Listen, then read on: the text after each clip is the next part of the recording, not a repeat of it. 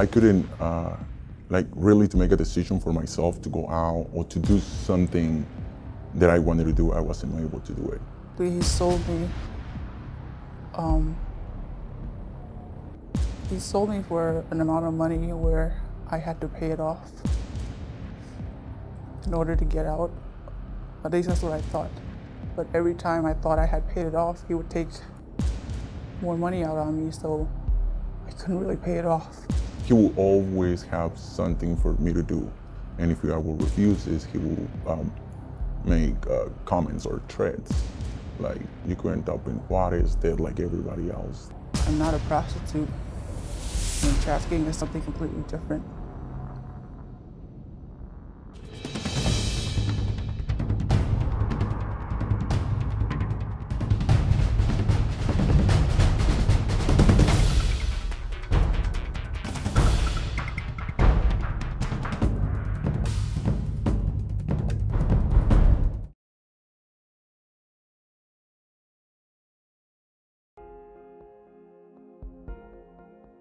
My name is Mary.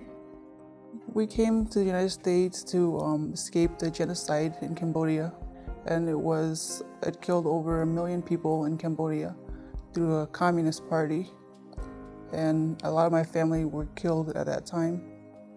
And we were fortunate enough to survive, and my mom had escaped to Thailand, where we were refugees, and I was born there, and came to the United States in 1983 when I was 3 years old. I was born and raised in Mexico City, Mexico.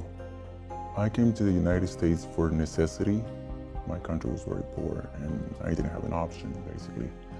I came here when I was barely turning 18, and I've been here for over 15 years.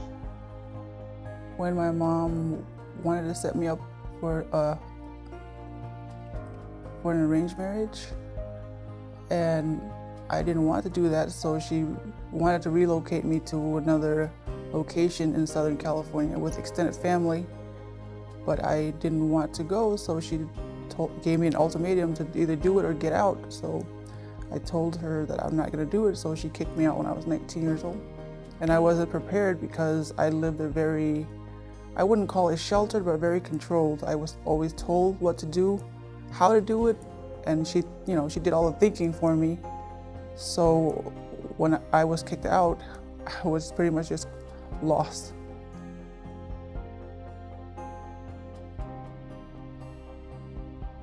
One day after class, I decided to go to the video store to just get something to watch and relax a little bit. And I ran into him, and it kind of went from there. I was young and naive, and he said all the right things, and I was like, all right, someone that's gonna love me and actually listen to me. At least that's what I perceived. And he became my boyfriend. And it wasn't very long after that he trafficked me.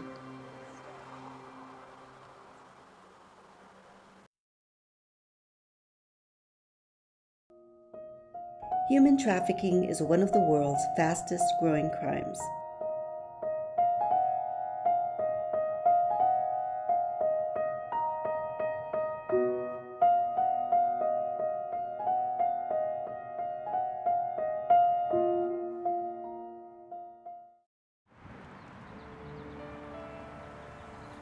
It was definitely sex trafficking.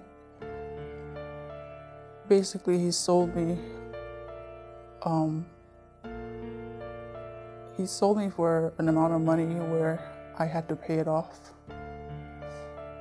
in order to get out. At least that's what I thought.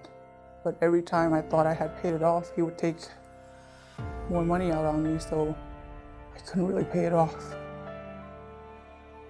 He definitely acted alone, but at first, but eventually sold me to an organization that did the majority of all that kind of scene in underground. I have a son. After some years here, I have a son here, and I care a lot for him. So that was the way he told me, you know, you want a better future for your son. as an undocumented person, you don't have a chance by working always like washing dishes or in the field or construction illegally, very less pay or very minimum wages.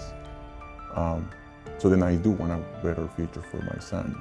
And I decide make a decision, a wrong decision, and I move in with him. And he promised me to go to school, that I was gonna do good, that he was going to help me out even to fix my legal status. Once I moved into his resident address, everything changed. He stopped paying me. His attitude changed from being the nice person until he was turned into a nightmare guy. And recall one time I was really tired and I didn't want to do nothing no more. It was like 3 in the morning and I was tired, and I said, look, I'm tired. I need to sleep. I really need to go to sleep. And he said, no, you're gonna sleep when you're dead. Once you die, you're gonna be able to sleep. Now you just need to finish this and keep working, don't stop. And I remember I just cried for like an hour or more. And after that, everything went worse. Traffickers often try to keep their victims in a state of vulnerability. A lot of times that is through psychological abuse. It is through making the victim feel poorly about themselves. It's also through methods of keeping the victim in fear of some type of retaliation, in fear of their own safety, and also in fear of the safety of some of their family members. So even if the trafficking victim wants to take the risk and report and get away from the trafficker, they also have to worry about the safety of their family and friends. I couldn't, really to make a decision for myself to go out or to do something that I wanted to do. I wasn't able to do it because he will always have something for me to do. And if I will refuse this, he will make comments or threats. Like, you could end up in Juarez dead like everybody else. Things happen like that. And you can end up deported, and then what is gonna happen to your son? And then your family could have problems, many threats. So at that point, you care for your family and you hesitate to do something else or even to get out, because that it is not only you who's gonna get in problem, even your family will have retaliation against them. I just got very scared and very afraid about my son and the mother of my child even being killed or dead at any time. So I just let it go and start doing what he wanted me to do. He will make comments like, any undocumented person could be deported at any time. That your legal status, it's risky. And, many of them who gets deported, have you seen the news about the people dying in Juarez and bodies being disappeared? And I start getting the feeling of okay, I'm in a big problem now, because he knows that he could take advantage of it, and he knows law enforcement, and he knows a lot of people, and he has guns, because he will carry a gun. He will have a gun permit, he will have rifles, anything, a lot of guns on a safe. When we were around people, he would pretend. When it was new people, like somebody new, he would pretend that he was a very nice guy. He wouldn't make his bad comments about immigration. But then when we were alone, or when it was more undocumented person around, he would make those jokes, because he will take it as a joke, because he will laugh and laugh like really hard, and he will say, poor undocumented, they could just disappear like this, and nobody will never realize that you're gone, because you don't have a family here, you don't have no one here. And if you look at the situation, he's saying the truth. If you disappear tomorrow, my family will never find me, because I lose contact with them. When it comes to interactions with law enforcement, a lot of times trafficking victims are really afraid to talk to us. They have some fears, some of them legitimate, most of them not legitimate. There are concerns that somehow law enforcement is going to treat the victims as though they are suspects of some kind of a crime. There's a lot of times with foreign-born victims, they're concerned that we're going to hold their immigration status against them or do some type of immigration status enforcement. And in reality, definitely at the local level, we are not concerned about the immigration status of any of our victims. A victim is a victim to us, so we wind up treating the victims the same way. A lot of times the traffickers will plant seeds in the minds of the trafficking victims to make them think that law enforcement isn't going to believe them and will in fact arrest the victims, and the traffickers are going to get away with it. These are seeds that are planted frequently with the trafficking victims, and these are things that it takes law enforcement a long time to really work past, and it only comes through building trust with the trafficking victims and the victim service providers that we can get past this. The thought of calling law enforcement never crossed my mind. Actually, I was scared of them. I didn't want to be around them. I didn't want to see them, because at that time, you know, human trafficking, sex trafficking wasn't very well known. So if I were to be arrested, I would be labeled as a prostitute. And I did not want to do that. And so the thought never crossed my mind to call them. And I had a plan, if they were to raid the brothel, that I would try to play dumb and not just say I don't speak English, because once they have, you know, your name and ID, I would be labeled, and I don't want to be convicted of something. You know, I'm not a prostitute. I mean, trafficking is something completely different. No, I never contact law enforcement because I don't really trust them for many reasons in the news. And my impression with law enforcement is that they don't really like Hispanic people or Afro-American people, and especially undocumented person. And I hear of many people who was detained by law enforcement, and then the next day they were deported to their country, even though for a minor incident, and they were still being deported. That's why I never contact law enforcement. As far as when we enter establishments and think that there might be trafficking on the premises, there's a couple of different ways it can go. It depends on if it's a professional official visit, such as for licensing enforcement, code enforcement, something of that nature. In that case, we'll wind up speaking to individuals, taking a look at things that might indicate trafficking is going on, such as people sleeping at the establishment, possession of items and clothing that seem inappropriate for that type of establishment. That's one route, a more official route. An unofficial route, if we wind up with complaints and issues that come in, whether it's straight to law enforcement or to a victim service provider, that lead us to believe there's some type of trafficking going on at the establishment, whether it's labor trafficking or sex trafficking, it's more likely we would send in an undercover officer to observe what's going on, because we recognize that if we go there in an official capacity, the traffickers will try to sort of cover up what's happening. So we try to go there in an undercover capacity and view what we can as any normal citizen would view, and from there make observations that might lead us to do a further undercover operation, get a search warrant, or somehow otherwise contact the trafficking victim away from the establishment. During the raids that we wind up doing, we call them like enforcement operations. Raid is another term for it. A lot of times those are really aimed more on the sex trafficking side than the labor trafficking. And when we wind up doing those, we have to remind ourselves what the focus of the entire operation is in the first place. And the focus of the operation is centered around the victim. It's not as much centered around the suspect. The point of it being that we need to connect the victim with services and make sure that the victim understands that they are free to speak to us, that they are not in trouble. The point of all that being that we have to recognize from the start of the raid that we may not be able to make a criminal case against the trafficker. Sometimes we are able to, and sometimes we're not. It doesn't mean that we stop doing the raids or that we've stopped trying to identify the victims. That's why the victims have to be the focus of the raids. And from there, we wind up coming into contact with, when we come in contact with the victims, we have to make sure that they are safe at that moment, and also that they're connected with service providers in the area that are appropriate for whatever their demographic is or whatever their particular need is at the time.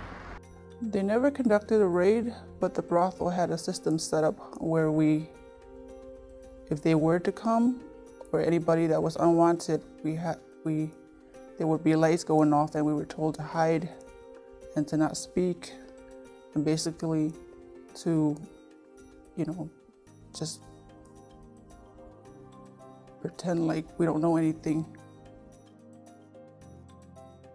As far as local service providers go, particularly for foreign-born can be a real challenge for law enforcement because there are a lot of the same hurdles that we would normally face with victims of trafficking in terms of the victims feeling uncomfortable talking to law enforcement and fear and so on.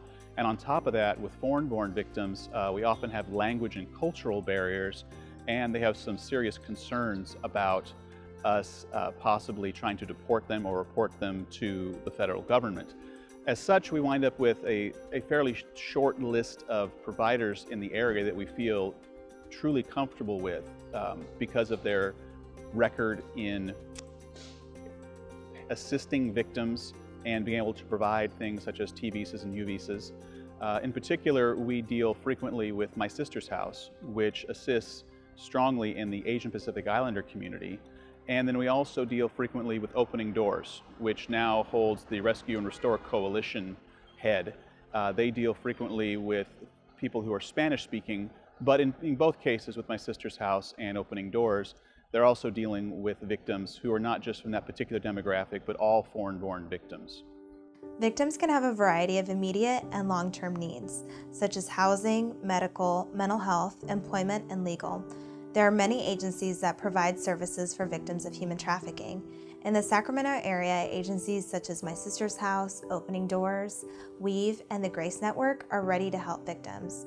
Nonprofit organizations, faith-based groups, law enforcement, prosecutors, concerned professionals, and others are working together to help stop human trafficking in our community.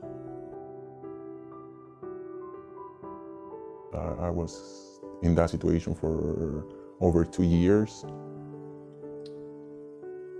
until I was called to court. I was subpoenaed to court by an attorney to testify in court. That's when I met Elizabeth from Opening Doors. And at the beginning, I didn't believe that someone would really care for an undocumented person that has never given anything. He came illegal to this country, he break the rules. And who will give $1 for it if you just being abused in the past 2 years? So you think about yourself like garbage after that. And I really thought that I didn't have an option just to stay with that and live with it. Like he will tell me all the time, you just have to suck it up and do what I say. And if you don't like it, you're gonna be deported, and then you'll be gone. Nobody will care. It wasn't until 2010 where I actually read a book and heard that word for the first time, human trafficking, and I read the description and I was completely shocked. And I go, oh my gosh, that's me. I'm not a prostitute. There's people out there just like me. And that's when I became more involved and started the road to, healing and recovery. But I had to live with it and kept quiet because I didn't want people to know my background and think that I'm dirty or disgusting, and had to, label me. After court, they took me to they provide me with housing. I lose everything, all my clothes, personal documents, everything. And we just came out with the jeans, shoes, shirt, and that's it. And they give me clothes, they give me food, they give me housing. They give me an opportunity to start my life all over. I didn't believe it at the beginning, but after time, I saw that it wasn't just one person, the social worker that I met at the court. There was a whole group of people trying to help people like me, because I wasn't the only one there. It was more people, and they were really, really making me feel safe at all the time. They moved me to this small place where I felt safe, because there was nothing else around but peace. It was people probably that it was going through the same situation that I was, or I don't know, but they were all very passive, very calm. Nobody will yell or scream. And that will make you feel peace. And if you feel peace, you'll get comfortable, you get confident. And I start feeling better day by day. So when I start reaching out and getting help by getting involved with different organizations in my area. With doing speaking and reaching out to other people and bringing awareness to the problem. And I started, start my journey to healing. So I learned that isolation wasn't the answer. Human trafficking is modern-day slavery. Human trafficking occurs through force, by fraud, or by some type of pressure or coercion. The purpose of trafficking is to take advantage of someone, either for sex or for labor or both. Under federal law, a minor who is exploited through commercial sex is a sex trafficking victim, even if he or she wasn't forced to do it.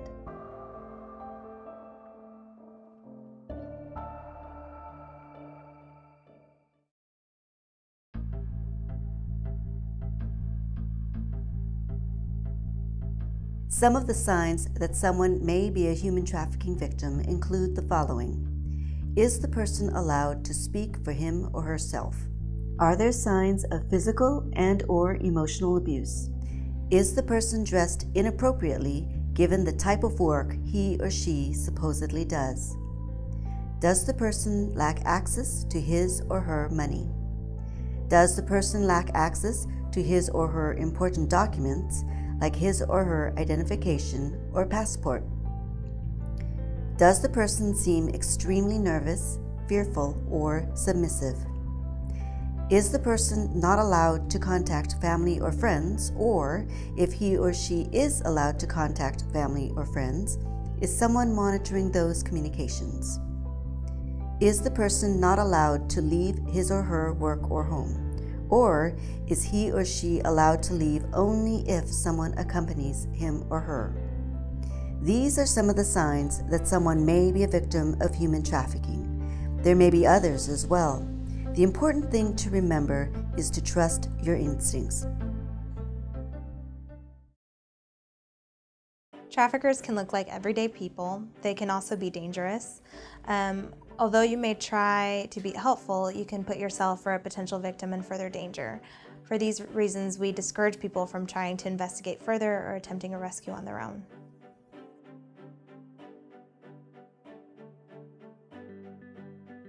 There are resources available if you suspect that human trafficking may be occurring. You could call law enforcement. You can also call the National Human Trafficking Resource Center at 1-888-3737-888 at any time, day or night. It's toll-free and confidential. They have call specialists that are available, and they speak more than 200 languages. In the Sacramento area, people can call my sister's house crisis line at 916-428-3271. You can help stop human trafficking in your area. If you are suspicious about your neighbor or someone on the street, be brave and call. You may save a life today. Many organizations, such as My Sister's House and Opening Doors, provide training on human trafficking. They're happy to speak to your church, your women's group, or your community group. In addition, you can volunteer your time with a local anti-trafficking organization. The National Human Trafficking Resource Center hotline can give you information about resources in your area. I skipped the trafficking on the last transport when they sent me back to California. And that's when I decided that I had enough, because it was nearly a year and I'm tired, and it was just, I couldn't do it anymore. I needed to get away or I'm gonna die doing, going through all that. And then I was back in California, in Southern California, where I was comfortable and I was familiar with the area. So I thought it was a good opportunity to try and run, and I did. I called my mom after nearly a year of not talking to her and told her a story that was untrue, that I was living with an abusive boyfriend and I needed to get away. She bought into the story and came pick me up. Eventually, it wasn't safe for my family, for my mom and my sisters, so I decided to that I had to leave to do something to get away from the area. So I joined the Navy to get away and to keep my family safe, not involve them in what had happened to me. My life has been a lot better. I went back to school after the military, graduated with a bachelor's degree, and now I'm currently pursuing an RN degree so that I can become a missionary nurse. And I have a son. He's 12 years old. If you know someone who needs help, please encourage them to call My Sister's House or the National Human Trafficking Resource Center. Together, we can identify human trafficking victims, connect them to services, and see that perpetrators are punished. Help end slavery now. If you were in the same situation, I want you to know that, you're not alone. That's the first thing, is thinking you're alone and isolating yourself. But the truth is, when you reach out to other people and reach out to organizations for help, that's when you begin to your road to recovery and healing. And my biggest advice is just to not isolate yourself, because you have to reach out so that other people can help you, and that you're not alone. You're not the only one that has been trafficked or been involved with human trafficking. There's a lot of people out there that have the same experience, and there's many organizations out there that is willing and ready to help. Para todos aquellos que puedan ver el video o que puedan agarrar información sobre su situación, el hablar y el comunicarte con alguien te va a sacar de lo peor que estás viviendo ahorita. Esto es lo peor. Y cuando hablas vas a agarrar la ayuda, no importa que seas indocumentado, tu situación legal en este país. Eres un ser humano con derechos y que tienes muchas virtudes, y que solamente tienes que hablar y no tener miedo, porque todo va a cambiar después de que hables, eso sí es seguro.